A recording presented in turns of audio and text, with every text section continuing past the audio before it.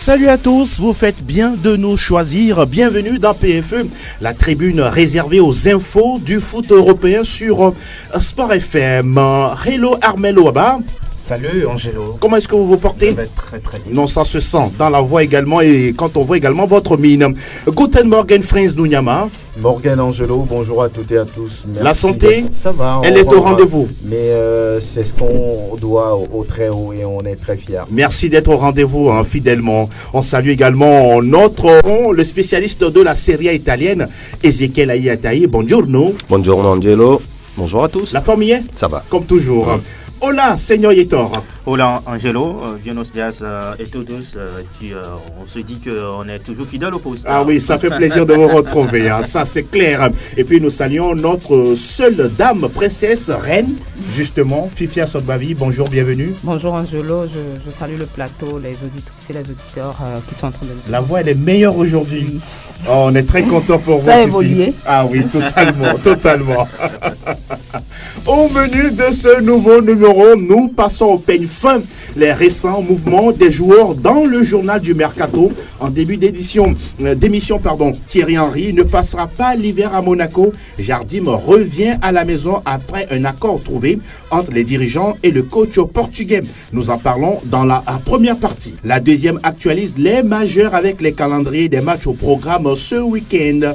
Emiliano Sala porté disparu avec son avion depuis lundi. Hier, la police de Guernsey annonce la fin des recherches. Que comprendre de cette tragédie? Les spécialistes donnent leurs avis dans le débat. PFE 535, mise en onde par Théo Ajavon. La réalisation vidéo est signée Elom Adevon. Plateau Foot Europe sur la 91.9 et sur Radio Sport FM tg.com. Bonne réception à toutes et à tous. De retour dans le studio Messanyamé, justement nous accueillons également un invité, pas des moindres, il s'appelle Lawson Gordo Mela. Salut Mela Gordo. Oui, bonjour Angelo. Comment vous portez-vous? Très bien. Et le Real Madrid? Ça va. Ça va, ouais. À la Madrid. On est content également de vous recevoir en studio. Alors, on va s'intéresser au journal du Mercato, chers spécialistes. Et nous allons démarrer avec ce transfert, ce mouvement de Gonzalo Higuaín du côté de la formation de Chelsea. Romeo Yetor, on l'a annoncé et c'est fait. Oui, Gonzalo Higuaín est maintenant joueur de Chelsea. Il n'est pas en odeur de sainteté avec son actuel club, le Milan. Il a décidé d'aller voir ailleurs, retrouver son ancien entraîneur, Sarri, qui est le manager des Blues de Chelsea. Je pense que c'est un transfert qui est bon pour le joueur, puisque le Milan, en Serie A, c'est pas ça. Le joueur veut être dans un club qui arrive à jouer les premiers rôles sur le plan européen, même si Chelsea aujourd'hui en Première Ligue, c'est pas une équipe qui fait peur autant. Mais je crois qu'il y aura assez de temps de jeu du côté des Blues, puisque Chelsea, depuis là, cherche un véritable neuf. Et Gonzalo Higuaín, je sais que c'est un finisseur. Maintenant, le petit souci du côté du joueur, c'est sa forme physique. Est-ce qu'il va tenir en championnat anglais? On sait que c'est un championnat qui demande assez de vivacité, assez d'énergie. Est-ce qu'il y aura encore cette énergie-là pour pouvoir tenir face aux défenses anglaises? On attendra de voir, mais sinon, c'est un bon transfert pour le joueur quand même. La précision apportée, Ezequiel Ayataï, c'est la première fois que Gonzalo Higuaín joue en Première Ligue anglaise. Est-ce qu'il y a d'autres infos que vous avez pour nous? Non, c'est vrai que c'est la première fois. On notera qu'il reste quand même un joueur de la Juve, puisque la Juve l'avait prêté au Milan AC. Donc, c'est toujours sous forme de prêt qu'il arrive à Chelsea pour une option d'achat de 36 millions d'euros payable en 2 fois, si on peut le noter. Mais je pense que c'est bon pour le joueur, puisque c'est un coach qu'il connaît assez bien. Les deux avaient déjà évolué du côté du Napoli, où justement c'est sous Sarri qu'il avait terminé meilleur buteur de la Serie A italienne. Donc c'est un coach qui lui fait confiance, qui forcément va lui offrir une place de titulaire et il pourra s'exprimer. On sait que le football, ou surtout pour les attaquants, c'est la confiance qui fait retrouver le chemin défilé. Donc je pense qu'il va le faire, c'est bon pour lui. Il quitte quand même le 4e de la Serie A pour le 4e de la Première Ligue. Belle quand même analyse de fait, c'est intéressant. Alors Franck Nunyama, Diego Costa est parti, Dembaba, Didier Drogba. Pourquoi Chelsea souffre autant pour avoir un attaquant attitré? C'est bizarre, on ne comprend pas cette situation qui caractérise le football de Chelsea ces dernières semaines. Vous allez constater qu'en début de saison, le club jouait très bien avec des joueurs qui marquent des buts. Oui. Et Chelsea se comportait très bien et a même dirigé la Première Ligue pendant plusieurs semaines. Après, c'est la dégringolade, bon, entre griffes, parce que ce n'est pas encore alarmant. Maintenant, j'ai envie de dire que peut-être que c'est le système, le dispositif de Mauricio Sarri. Vous savez qu'il a demandé à Kanté d'oser plus dans son jeu, de venir un peu devant pour peut-être utiliser rapidement à bon escient les deuxièmes ballons. La preuve, il a encore marqué hier face à Tottenham. Il a encore marqué, mais il semble que ce dispositif n'arrange pas forcément Chelsea. Donc Chelsea est un peu en difficulté. Maintenant, avec l'arrivée de Gonzalo Higuaín, qu'il connaît très bien, Ezequiel l'a dit, il a dit que c'est un attaquant très puissant. Donc on attend de voir, puisque c'est un joueur qui a de l'expérience, qui a joué au Real, qui a connu beaucoup de clubs en Italie, Napoli, Juve, Milan. C'est un joueur qui n'est plus heureux parce que en l'espace de quelques saisons, il a fait 3 clubs. On va dire, Napoli, Juventus. C'est une inconstance ? Oui, c'est une inconstance. Le joueur n'est plus heureux, il ne se sent plus. Donc, peut-être une chance pour lui de relancer sa carrière puisqu'il va vers un entraîneur qui le connaît, qui ne va pas le découvrir, mais le connaît bien. Je pense qu'il va avoir sa place pour vraiment relancer sa carrière. Alors, et puis surtout, Higuaín maintenant a la curieuse ou fâcheuse habitude de quitter les clubs en laissant un peu des problèmes. On se souvient comment est-ce qu'il a quitté le Real pour...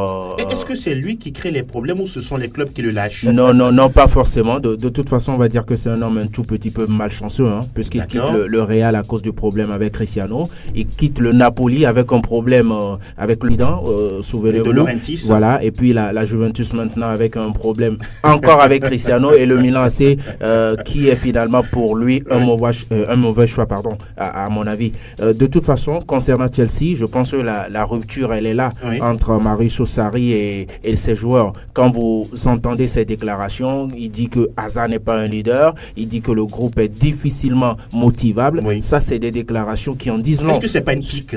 Une pique, oui, peut-être, mais attention, ce genre de déclarations n'ont pas l'habitude de sortir dans la presse.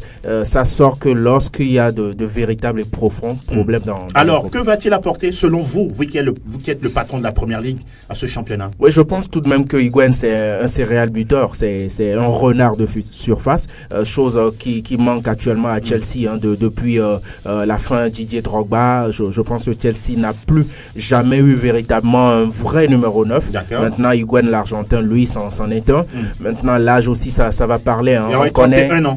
On connaît tout de même l'intensité de cette Première Ligue-là. Et surtout, comme je le disais autrefois dans cette même émission, Higuaín, c'est par moment un joueur très très suffisant et ça forcément ce n'est pas compatible avec la Première Ligue. Fifi, votre avis sur le transfert de Higuaín à Chelsea ? Oui, quand Higuaín quittait Napoli pour la Juve, je crois qu'il était vraiment au summum, il était véritablement en forme, mais c'est son départ de la Juve pour Milan aujourd'hui où il a du mal vraiment à s'imposer. Et on ne parlera pas de la forme de Higuaín, on pourra peut-être, est-ce que c'est un état psychologique, est-ce que c'est un problème psychologique, il n'arrive pas à composer avec Gattuso peut-être, et tout ça, il a du mal à avoir du rendement sur le terrain. Maintenant, le changement de club peut lui faire du bien parce qu'il retrouve son ancien coach et il va se faire un challenge pour lui.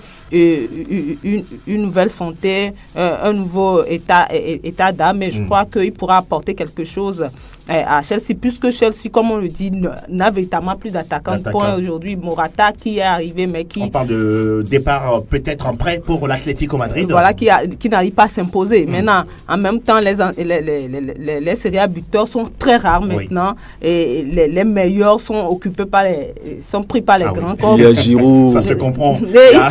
Et il faut véritablement sortir de l'argent pour les avoir, c'est compliqué. Et donc, on va faire peut-être, Chelsea va essayer de faire avec et Higuaín pourra peut-être apporter quelque chose. Et on va suivre le premier pas d'Higuaín sous les couleurs blues. Ce sera en cette fin de week-end, je pense, à FA Cup. On va suivre ça notamment. Et on va s'intéresser à un petit quiz. Oui, j'ai l'impression que c'est un peu froid ce matin. Alors, chers spécialistes, on va citer quelques joueurs africains qui ont joué du côté de Chelsea. Michael Essien. Non, mais on va y aller mollo. Michael Essien. Non, on va commencer par Ezekiel Ayata. D'accord. Ezekiel. Drogba, Didier Drogba. Merci beaucoup. John Obi Mikel. Bien. Roméo Etor. Et tout. Oui. Samuel Eto'o. Fifi, vous voulez mouiller? J'avais déjà parlé de Drogba. C'est bien malin. Il y a Victor Moses aussi. Dembaba, Victor Moses, Bertrand Traoré. Oui. Il est passé par Chelsea également. Sans oublier Mo Salah aussi. Mo Salah, bien sûr. Célestine Babayaro. Vous vous rappelez de lui? Non, moi pas. Ah oui, voilà, justement. c'est normal. C'est normal. Alors, fini, on va s'intéresser au déplacement également ou bien au transfert de Piatek Christophe qui quitte le Milan qui quitte le Genoa pour le Milan, justement. Oui, Piatek au Milan, c'est enfin fait, voilà. Puisqu'on l'a annoncé depuis quelques jours maintenant. Donc, l'attaquant polonais du Genoa a signé un contrat jusqu'au 30 juin 2023 chez les Rossoneri pour un montant d'environ 35 millions d'euros. On rappelle valeur que c'est normale. Oui, pour lui, je pense que surtout que c'est dans la Serie A, il quitte le Genoa pour le Milan AC.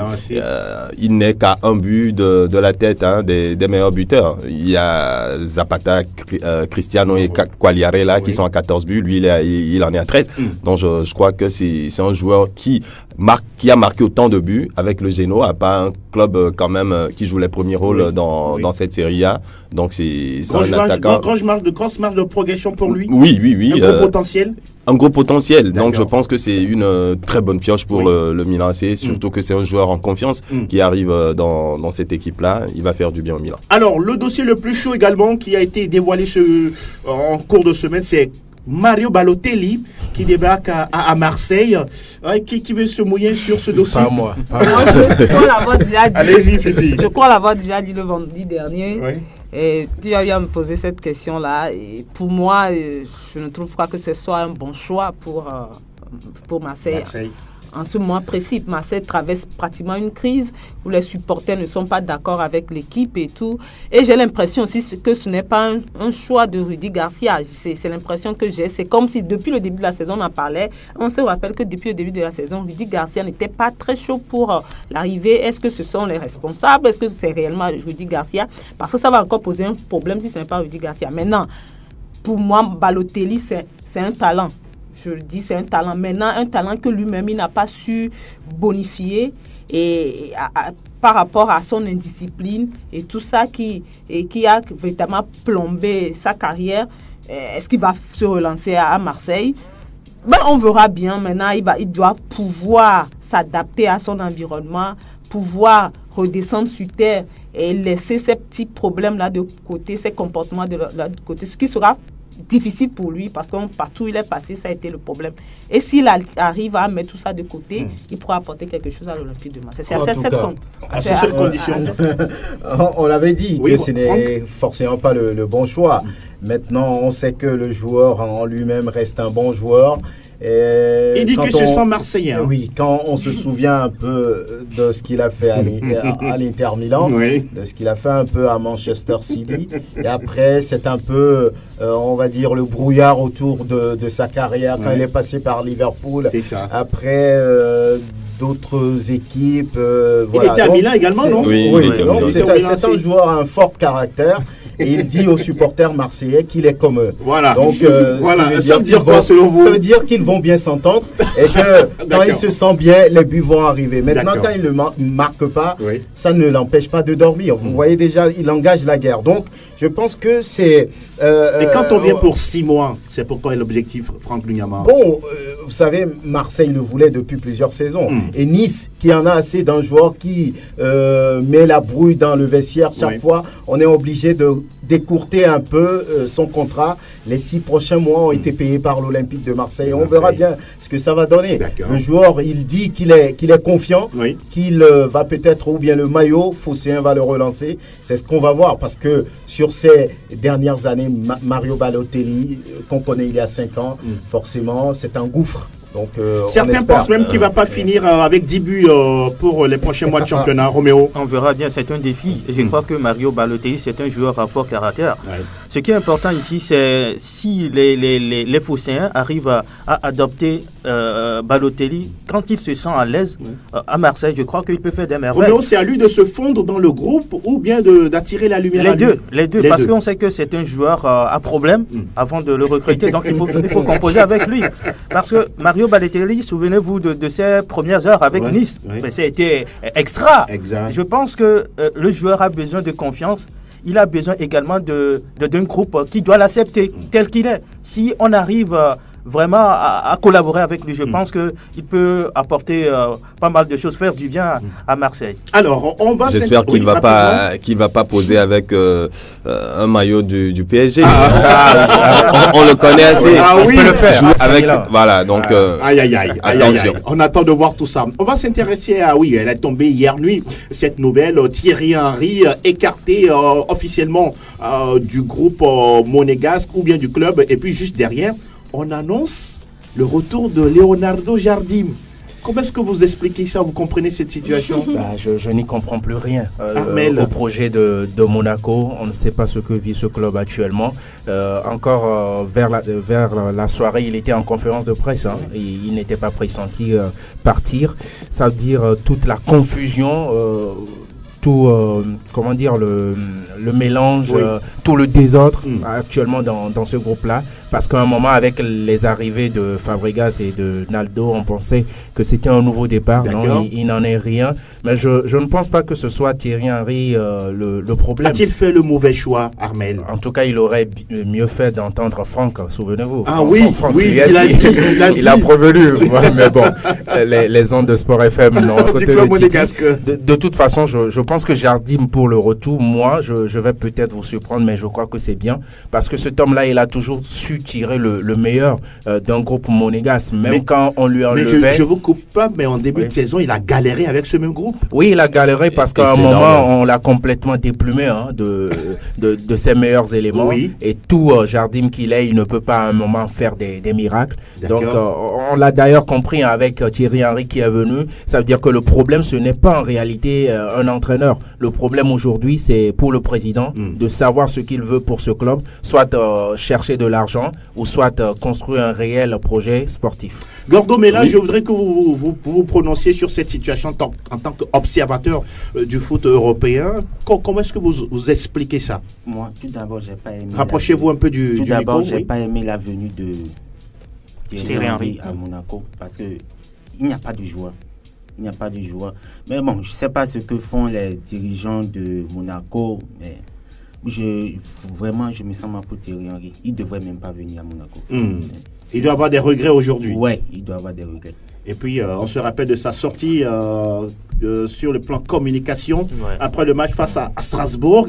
Eh bien, il a lâché des mots, Ezekiel. Oui, mais je pense que Thierry Henry semblait avoir du mal à comprendre que ces joueurs ne puissent pas atteindre le niveau de jeu que lui, il avait à sa grande époque. Et il ne le cachait pas à ses joueurs, il leur faisait savoir ça. Mais la faute aux joueurs ou il était trop rigoureux ou trop exigeant? Oui, mais je pense que Thierry Henry, il n'est pas arrivé à faire de ses joueurs des amis, tout simplement.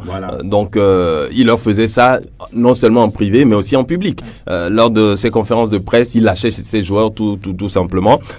Donc, il les allumait carrément, je dois dire. Donc, je pense que les joueurs, il y en a qui étaient très proches de Leonardo Jardim, à l'instar de Glick. Eux, ils n'étaient du tout pas d'accord de la façon dont Jardim était parti. Maintenant, malheureusement pour Thierry Henry, quand il est arrivé, il n'a pas su mettre ses joueurs dans la poche. Donc, je pense qu'il avait du mal avec son vestiaire également. Et sur le plan de la communication, c'était pas la meilleure communication pour lui. Donc, naturellement, ça n'a pas marché. Je pense que on l'a même dit que souvent, il y a des joueurs, à plusieurs reprises, des joueurs sont allés voir le staff dirigeant pour leur faire comprendre qu'ils n'aimaient pas du tout la méthode Henry. Donc, je pense que c'est justement pour ça qu'à un moment donné, les dirigeants étaient obligés de le lâcher. Fifi, est-ce que on peut dire ce fiasco de Thierry Henry laisse quand même une tâche sur sa future carrière d'entraîneur? Oui, bien sûr, ça c'est clair. On va retenir après qu'on ne parlera pas des conditions dans lesquelles il est arrivé. C'est un peu comme Lopetegui. Hein. Oui, voilà. Dans 2 ans, on parlera de ce fiasco pour son début. Oui. Mais en même temps, est-ce qu'il était véritablement l'homme de la situation? Moi, je pense que non, il n'était pas l'homme de la situation parce qu'il était à ses débuts. C'était son premier challenge. Il aurait pu commencer avec un club qui avait pour... C'est vrai, Monaco avait pour ambition le maintien, mais ce n'était pas la force des choses. Il aurait pu commencer avec un club qui avait demi-tableau, qui voulait le maintien, qui s'assurait... Comme en Ligue 2, par exemple, en Ligue 2, progressivement, ou bien vous voyez quand Viret est arrivé, c'est avec Nice. C'est un club qui n'était pas sûr. Il était même entre-temps, je pense, aux États-Unis, pour travailler avant d'arriver. Donc, pour moi, ce challenge était plus fort que Thierry Henry finalement se rencontre parce il était champion du monde. Oui, mais si c'est pas parce qu'on a été champion du monde qu'on est forcément un très bon entraîneur du coup. Maintenant, il faut travailler également cela. Et puis, comme l'a dit tout à l'heure Ézéchiel, il était vers la fin véritablement crispé. Ces derniers matchs, il n'en pouvait plus. Il insultait même en Guillaume. En Guillaume, les joueurs sur le terrain, c'était là. On comprenait qu'il était arrivé à un niveau où il ne pouvait plus s'en sortir. Et bon, maintenant, c'est à lui de continuer, pas travailler, de rebondir ailleurs. On l'espère pour lui. Moi, j'ai eu vraiment mal pour lui parce que par rapport au joueur qu'il a été, j'aurais préféré qu'il réussisse à mieux. Comme bon génie ne fait pas forcément bon pédagogue. Voilà, c'est le premier plan à adopter. Quand on est génie, on n'est pas forcément un bon pédagogue. Je pense que Thierry Henry devrait être patient, continuer d'apprendre.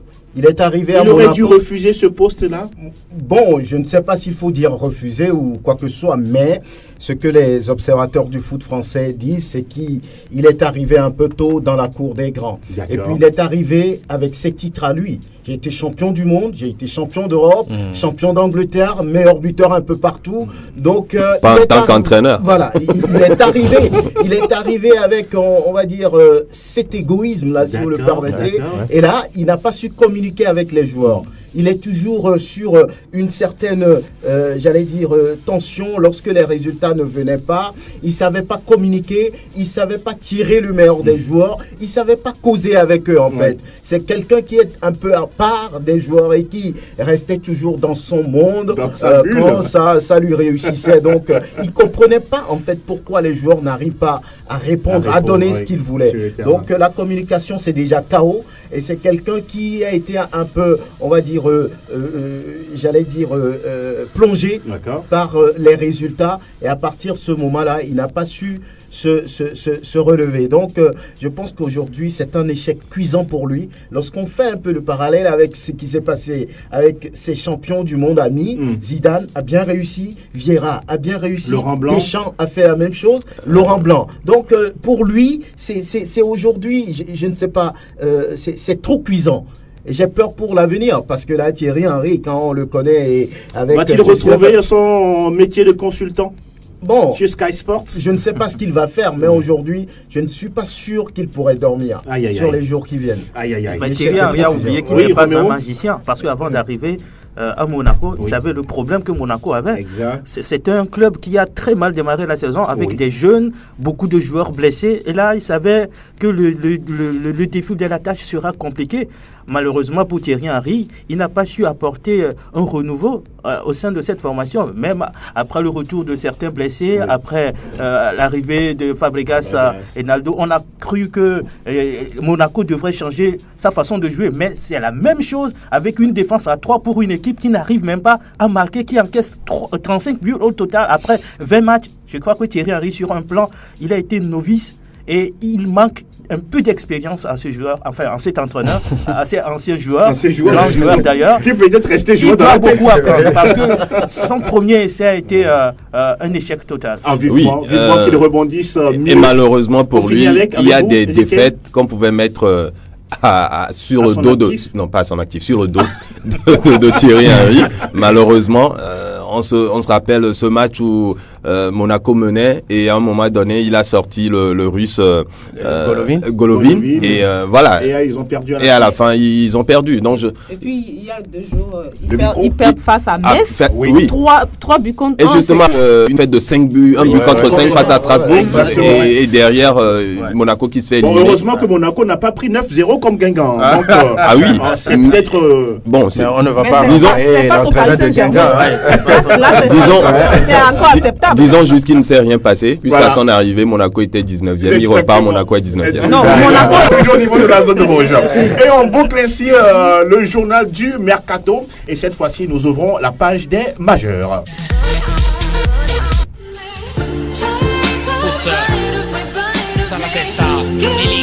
Tutto Calcio Italia.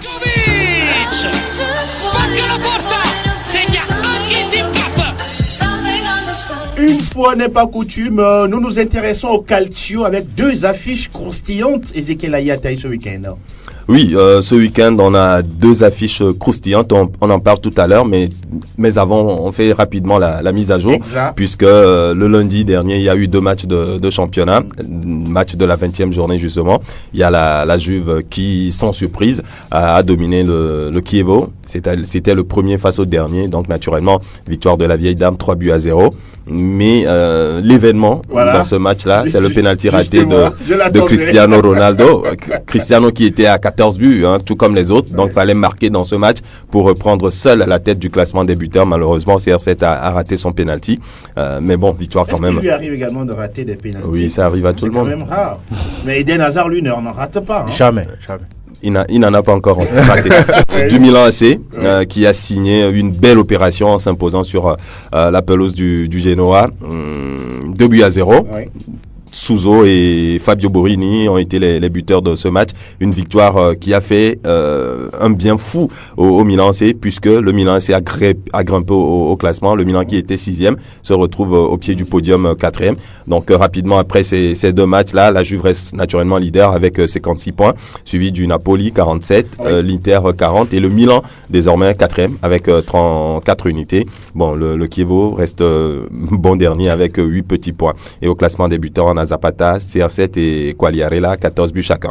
On parle maintenant de cette 21e journée avec 2 gros chocs, comme tu l'as dit déjà samedi. On aura ce match entre le 2e et le 4e. Le Milan AC qui reçoit le Napoli. Ça va être un gros match et peut-être on assistera au début de Piatek avec le Milan AC. Oui. Donc c'est un match très attendu du côté de San Siro demain samedi. Et l'autre match, l'autre choc, c'est la Lazio qui reçoit la Juve qui est leader de ce championnat. Match piège pour les Bianconeri. Oui, c'est un match piège pour la vieille dame. Il va falloir être solide face à cette Lazio qui surprend souvent. Oui. Donc attention, peut-être on va assister à la première défaite de la Juve. Ah oui, pourquoi pas. Pourquoi pas. L'AS Roma, vous nous en parlez? Oui, la Roma est en déplacement. La Roma joue face à l'Atalanta Bergame. Oui, un match piège aussi pour la Roma. Oui. La Roma qui tout de même a enchaîné 3 victoires lors des 3 dernières journées. Donc la Roma est dans une bonne spirale, mais attention, face à l'Atalanta. Oui, c'est une équipe coupeuse de tête. Voilà. Des nouvelles d'Edin Dzeko, il va bien, ça fait quelques mois, quelques semaines. Oui, qui ne l'entend plus. Qui ne marque plus. D'accord. Mais on se rappelle, il y a 4 journées, il avait marqué pour la Roma lors de cette victoire 3-2. Oui. Edin Dzeko avait marqué dans ce match-là. On parlera de l'Inter Milan qui joue également en déplacement face au Torino. Voilà, donc on a des matchs intéressants, tout simplement on dira, parce que le Torino également, on sait que c'est une équipe qui est très solide à domicile. Oui. Donc l'Inter qui est 3e actuellement, qui n'a que 6 points d'avance sur son éternel rival, le Milan AC, doit faire attention du côté du Torino. Et voilà, qui est dit sur la Serie A italienne. Et on rappelle tout simplement que cette 21e journée prendra fin lundi avec le match Empoli-Genoa. Comme ça se fait depuis le début de la saison du côté du Calcio. Le frein, direction où tout le pays est en émotion. Monaco, le champion. Et quel spectacle pour une dernière victoire. 100% Ligue 1, Conforama. Lacazette réussit le sien, 28e but de la saison sous les couleurs de Lyon avant de quitter le club. Au niveau de la Ligue 1, Marseille qui reçoit Lille en ouverture ce vendredi. Va-t-on assister au premier pas de Balotelli? Ouais, sûrement. Il est arrivé pour ça. C'est pour venir marquer des buts. Donc, quand Marseille rechercher un attaquant, et puis c'est un match important. C'est face au deuxième au classement, c'est Lille. On voit tout ce que Lille fait depuis le début de la saison avec ses Africains, Pépé qui est l'un des meilleurs buteurs de ce championnat. Donc selon moi, on va quand même essayer de jouer avec Balotelli dans cette rencontre. Et attention à Marseille qui a vraiment du mal, même si lors de la dernière journée Marseille a gagné 1-0. Il faut faire véritablement attention à cette attaque de Lille et à toute cette équipe de Lille au Vélodrome. Marseille-Lille, pour vos chers spécialistes, on va se mouiller un petit peu là-dessus. Vous pensez quoi? Marseille qui va couler encore une fois à la maison ou... Lille est favori, il n'y a rien à dire par rapport à ce que ce club démontre depuis un moment. Marseille est dans le dur. Bon, il y a une victoire la dernière fois, mais on va voir ce que ça va donner. C'est pas sûr que Balotelli joue. Hein. Il est dans le groupe. Il est dans le groupe. Mais pour affronter Lille. Si on se conforme à ce que Rudy Garcia a dit la dernière fois, il est un peu court physiquement. Donc que ça fait un mois, il ne s'entraîne pas avec le groupe. On va voir, peut-être une titularisation serait une surprise. Mario Balotelli. Dossard 9. Donc pour il est un bon favori. attaquant. Une victoire de Marseille serait peut-être la surprise. Pourquoi pas? On va s'intéresser aux autres rencontres. Je pense que, comme on le dit, il est à court de forme, mais c'est quand même un risque d'aligner ce joueur dans ce match. Il risque peut-être de se blesser et qu'on ne retrouve plus Balotelli pour le reste... pour bien longtemps dans cette phase retour du championnat. Que ça ne se produise pas, parce que là ce serait un véritable flop. On va s'intéresser aux autres matchs samedi, rapidement, dimanche. parce qu'on ne peut pas parler de match choc ou bien justement. Au cours de cette journée, à part Marseille-Lille, bien sûr. Nous parlons de la 22e journée, c'est ça? 22e journée de championnat ou 25e? 25e. Allons-y. Oui. Et Dijon qui reçoit Monaco, sans Thierry Henry, Guingamp qui joue Reims, et Nice qui joue Nîmes, Strasbourg affronte Bordeaux, Montpellier, ce sera face à Caen, Amiens joue Lyon, Toulouse reçoit Angers, le PSG joue Rennes. On sait que tout ce que Neymar s'est blessé au cours de la semaine. C'est un coup dur pour l'équipe francilienne. Oui, Verratti on aussi. parle de 3 semaines d'indisponibilité, c'est ça? Oui, on parle de 3 semaines. Minimum, Pour 3 semaines d'indisponibilité, il va peut-être rater. Le match aller en Ligue des Champions face à United.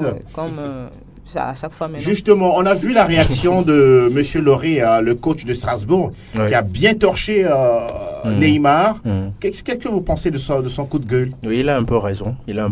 Parce que quand vous jouez et que vous avez tendance à tenir trop le ballon, il faut accepter aussi les coups. C'est ça. Donc, c'est ce que fait Neymar. Maintenant, à un moment, là où je ne le rejoins pas, c'est quand même... ce n'est pas un argument, j'allais dire, pour être embouché sur le terrain. Parce que vous savez, quand vous êtes en retard sur le joueur, là, c'est l'intégrité du joueur que vous mettez en danger et c'est sanctionnable. Voilà. Est-ce qu'il doit se protéger dans sa façon de jouer, Neymar? Oui, je crois que Neymar pouvait éviter certains contacts parce que quand vous gardez trop le ballon et que vous avez l'habitude de ridiculiser votre adversaire, vous exposez, vous allez recevoir des coups. Je crois qu'il pouvait mieux faire. Pas trop garder le ballon. Vous arrivez à dribbler une fois, 2 fois, mais cédez le ballon à votre partenaire. Jouez simplement. Pourquoi Messi et Cristiano Ronaldo ne se blessent pas autant? C'est parce qu'ils savent comment gérer le ballon, comment se protéger et comment ne pas être victime. Quand vous gardez le ballon, il dribble tout le monde, il a envie. C'est comme si c'est lui seul qui est sur le terrain. Je ne dis pas que c'est bon. Mais c'est pas bien pour le joueur. Oui, il faut se protéger. Eden Hazard, par exemple, c'est un joueur qui touche aussi beaucoup le ballon, mais il n'a pas tendance à vouloir humilier les autres. Voilà. Neymar, des fois, il humilie carrément l'adversaire. Tu prends le ballon, sombrero derrière, il dépasse. Bon, il y a des trucs qui humilient, qui révoltent l'adversaire, qui peut-être ne répond pas de ses gestes après, même s'il y a des regrets derrière. Je pense que le joueur est déjà blessé, parce que à chaque fois, c'est Neymar qui prend les coups. Ouais. Il faut se poser des questions. Pourquoi toujours lui? Voilà, les raisons sont là. Je pense que Neymar doit penser son football autrement. Neymar, c'est quelqu'un qui adore le ballon. Il aime toucher le ballon. C'est ce qu'on dit souvent ici à Elevic Pomda. Maintenant, quand tu fais ça, tu es exposé. Tu es exposé. Et Thierry Lauré, l'entraîneur du club adverse, c'est vrai, il n'a pas été subtil, diplomate dans ce qu'il a dit, mais je crois qu'il a parfaitement raison. Dans le fond? Oui, dans le fond. Lorsque vous voulez ridiculiser, ou bien lorsque l'adversaire s'estime moqué ou ridiculisé, mais après, ce n'est plus la conquête du ballon, mais il veut faire mal. Donc c'est la conquête du joueur. Voilà. Donc c'est ce qui est arrivé. Neymar pouvait éviter ces genres de blessures. Et puis, l'entraîneur, il y a certains matchs dont on... Justement, Tourelle était-il obligé de mettre Neymar dans ce match? Certainement pas. Sans enjeu a priori. Oui, il faut préserver aussi le joueur parce qu'il y a des échéances qui arrivent. Il est trop fan de Neymar, il veut le voir. Quand vous l'écoutez parler, Neymar ou rien pour lui. Donc, je pense que c'est des blessures qu'on peut éviter. Mais malheureusement, Neymar se blesse. Mais c'est pas pour autant que l'adversaire aussi a raison. À la fin, c'est vrai tout ce que vous avez dit, mais à la fin, ce sont des gestes à ne pas faire. Proscrire. En tout cas, j'aurais aimé voir Neymar face à Nigel de Jong ou face à Van der Vaart. Van Bommel ou Gattuso à l'époque. Vous avez fini avec vos Non, vos c'est pas matchs? encore fini. Il y a un dernier match. En principe, Nantes devait jouer Saint-Etienne le dimanche, mais vous savez qu'au cours de la semaine... On va en revenir tout à l'heure dans le débat. Donc le match qui va opposer Nantes à Saint-Etienne va se jouer le mercredi et le match de coupe, en principe, que Nantes devait jouer au cours de la semaine va se jouer ce dimanche. D'accord. Mille merci, Sa Majesté Fifi Assobavi, le frein, et nous parlons d'autre chose. Herzlich willkommen zum Bundesliga. Alles über Bundesliga. Le championnat d'Allemagne également en continu, Franck Nounyama. Oui, et nous sommes à la 19e journée. Ça commence dès ce soir avec le match entre Hertha Berlin et puis Schalke 04. C'est le seul match programmé comme toujours, tous les vendredis. Et puis demain, il y aura une partie de cette 19e journée qui va se jouer. Wolfsburg reçoit le Bayer Leverkusen. Dortmund, le leader, a peut-être une proie facile en face. Hanovre 96, qui n'arrive plus à gagner et qui est dans une situation compliquée. Donc on peut dire peut-être sans trop de risques que le Borussia Dortmund va prendre 3 nouveaux points.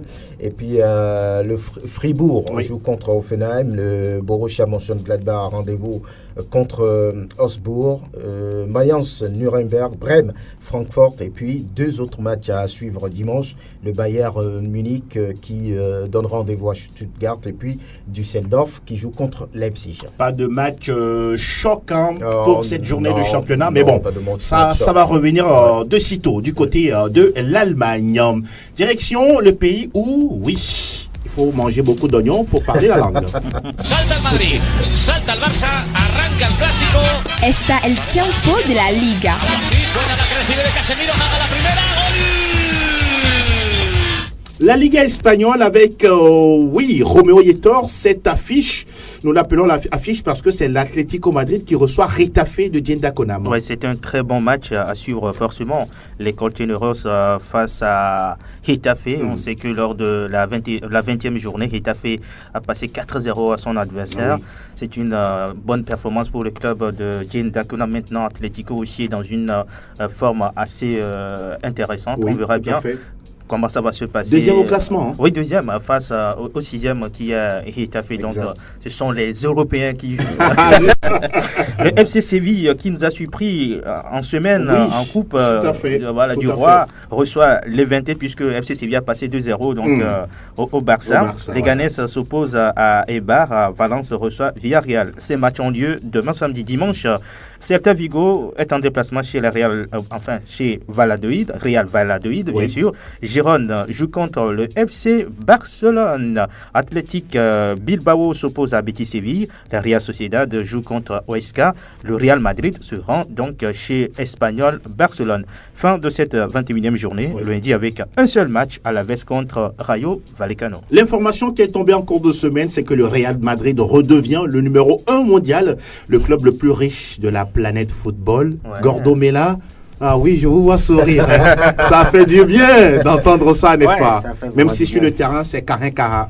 Non, sur le terrain, tout va bien. On a encore gagné même hier. Oui, c'est vrai. Je ne me plains pas. D'accord.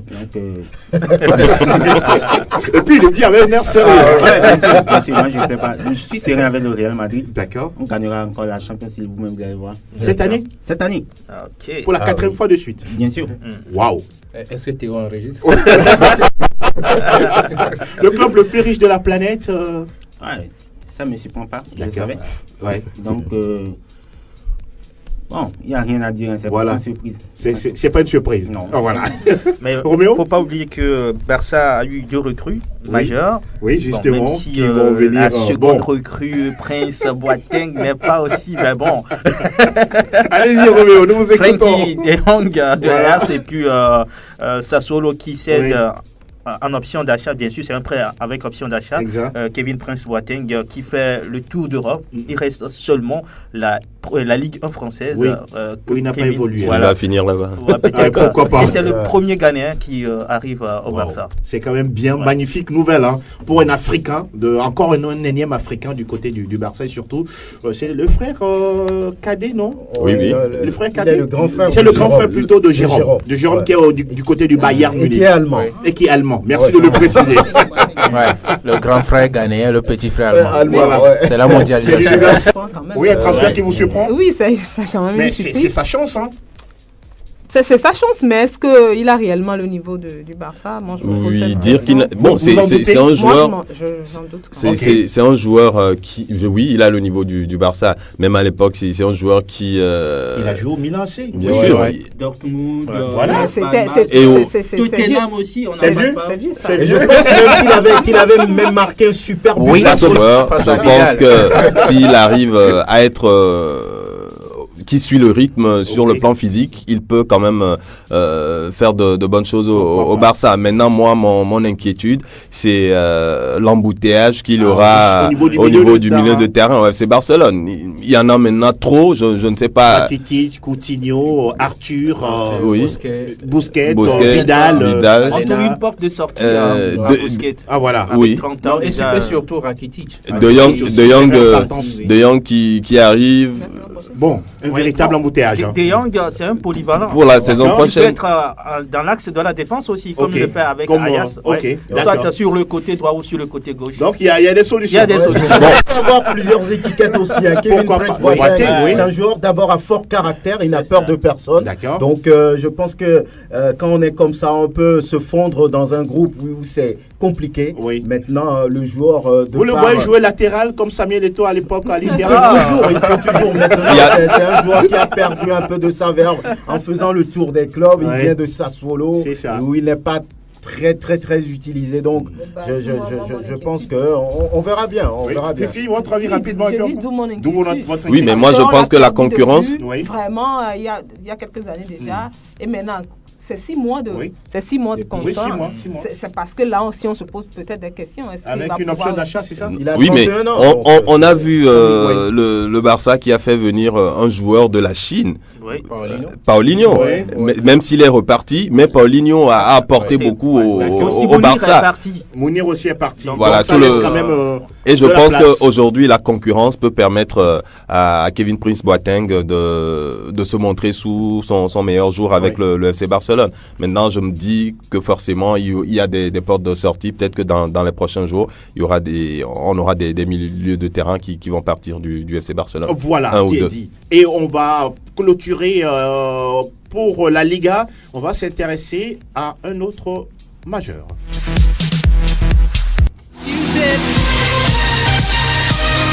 English Premier League News. C'est vrai qu'il n'y a pas de journée de championnat ce week-end, mais c'est la FA Cup qui est au rendez-vous, n'est-ce pas? Oui, bien sûr, la FA Cup, notamment avec un match très très intéressant hier. Oui. Chelsea-Tottenham. Oui. Ce match, finalement, on a trouvé une issue avec les séances de... C'était la Coupe de la Ligue, non? Oui, la Coupe de la Ligue. Avec les séances de tir au but, c'est ça? Voilà. Enlevé finalement par Chelsea. D'accord. Avec le dernier tir du Brésilien, David Luiz. Ah, oui. Il faut noter que ce vendredi, il y a aussi un autre gros choc. D'accord. Arsenal, d'Unai Emery accueille Manchester United, cette équipe désormais. C'est un classique, hein. Voilà, mais qui ravage tout sur son passage. Attention, Unai Emery se méfie des Red Devils. D'accord. Et puis samedi, il y a City aussi qui va accueillir Burnley et puis Chelsea, Sheffield Wednesday. Oui, peut-être avec le début de Higuain. Oui, peut-être avec Chelsea, Sheffield Wednesday. Vous connaissez ce club-là? Qui a évolué entre-temps en Première Ligue. Non. Je ne sais pas si vous étiez né à l'époque. Non. Sheffield mercredi, je ne sais pas ce que ça veut dire. Voilà. C'est un peu le programme pour l'Angleterre. La Première Ligue. Bon, vous êtes un peu sevré, mais ça va vous permettre un peu de se reposer. Non, entre-temps, je ne me suis pas reposé. Avec le Boxing Day. Wow. C'est normal. Voilà. Vous êtes en train de rattraper. Voilà. Mille merci. Thank you very much, Mr. Armel. Et cette fois-ci, nous faisons le débat dans l'émission. Le débat des spécialistes. Les grands joueurs automatiquement ne deviennent pas des grands entraîneurs. Il y a le cas Maradona. Un certain Mancini, il dit Balotelli court, il marche. Des anciens joueurs qui deviennent pour la plupart des grands entraîneurs. La preuve avec Zinedine Zidane, ce qui veut dire qu'ils ont forcément une autre façon de penser le football aujourd'hui. On n'est pas forcément obligé d'être un grand joueur pour être un grand entraîneur, ce que Mourinho a réussi. Mais c'est le côté spirituel, magie, tout ça là. C'est vrai, nous sommes en Afrique, on va me dire que tout peut se passer, mais à 99%, vous gagnez le match sur le terrain. Et l'autre là, on va dire que c'est une chance qui vous a souri. Le débat des spécialistes. Fifi Asogbavi, vous avez suivi comme tout le monde cet épisode assez tragique. Emiliano Sala qui a disparu avec son avion depuis lundi jusqu'aujourd'hui, toujours pas de nouvelles. C'est quand même lourd à supporter comme situation. Moi, je peux dire que j'ai côtoyé Emiliano Sala. C'est parce que je suis la responsable de la Ligue 1. Donc, pratiquement, il a été souvent parmi les meilleurs buteurs. Et ne serait-ce que le lundi, même on en parlait ici parce que quand je présentais les meilleurs buteurs, il était 4e avec 12 buts. Et je me demandais s'il fallait continuer par l'intégrer dans cette liste ou le sortir puisqu'il vient de partir pour Cardiff. Et on en a parlé ici. Et puis tout juste le lendemain, 24 heures après, on apprend, même moins de 24 heures, on apprend que son avion a disparu. C'est tellement tragique, c'est tellement triste pour moi que j'ai du mal à concevoir. Jusqu'aujourd'hui, c'est rare parce que quand un avion se perd comme ça, qu'il est perdu des radars, tout le monde sait à 90%, 95%, c'est que l'avion s'est écrasé. C'est qu'il y a eu un crash. Quelque part, l'avion est perdu. Mais jusqu'aujourd'hui, je me dis peut-être qu'il est encore quelque part parce que là, on n'a aucun signe de l'avion, on n'a rien retrouvé, on n'a pas retrouvé des débris. Et parce que je veux encore entretenir l'espoir, même si je sais que c'est compliqué et que c'est fini. Vous savez, Emiliano Sala a souffert. Il a quitté l'Argentine à 14 ans, il est arrivé à Bordeaux au centre de formation. On sait qu'il n'a pas beaucoup joué avec Bordeaux. Il y avait Diabaté, je crois, à cette époque-là. Après, c'est quand prêté, c'est véritablement son moment de gloire, quoi. C'est-à-dire, il arrive à un moment où il est en train de gagner, il est en train de prouver quelque chose à 28 ans, lui aussi. Il va rejoindre l'Angleterre, la Première Ligue, le meilleur, on peut dire le meilleur championnat, avec beaucoup plus d'argent peut-être pour sa modeste famille en Argentine. Et on meurt comme ça, c'est triste, je n'arrive pas à le concevoir. Si c'était en Afrique, on aurait dit qu'il y a quelque chose qui le poursuit. Et j'ai du mal à comprendre réellement ce qui s'est passé. Si réellement il est décédé, paix à son âme, c'est tout ce que nous pouvons faire, nous pouvons dire, parce qu'on n'a aucune force sur la mort. La mort est cruelle, mais on ne peut rien faire qu'il repose véritablement en paix. En Angleterre, on a décidé de faire une minute de silence pour le début de tous les matchs. En France, non. La Ligue a refusé parce que du moment où l'avion n'a pas encore été retrouvé, pas de débris, rien, on veut encore entretenir l'espoir. Voilà. Roméo Yetor, oui, votre avis sur cette situation tragique? C'est vrai que c'est triste, hein. C'est vraiment triste.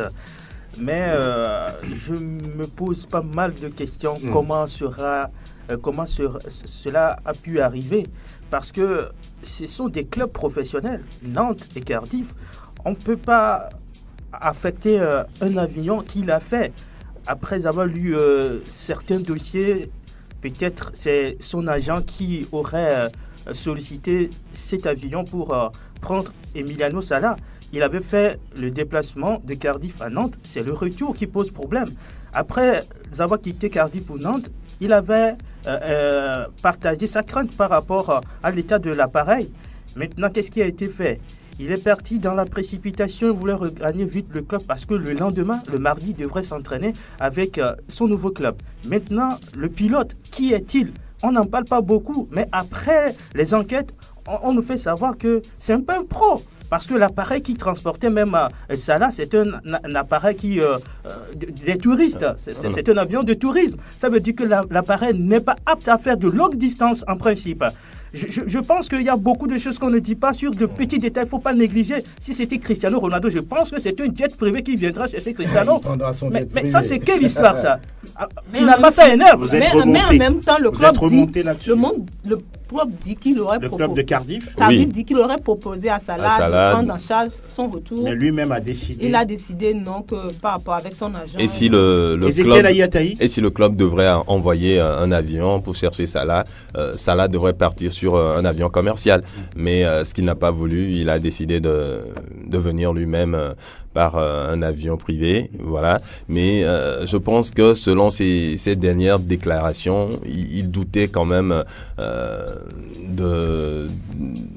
du bon état de cet avion-là, puisque derrière, Salah qui dit si dans une heure vous n'avez plus de mes nouvelles.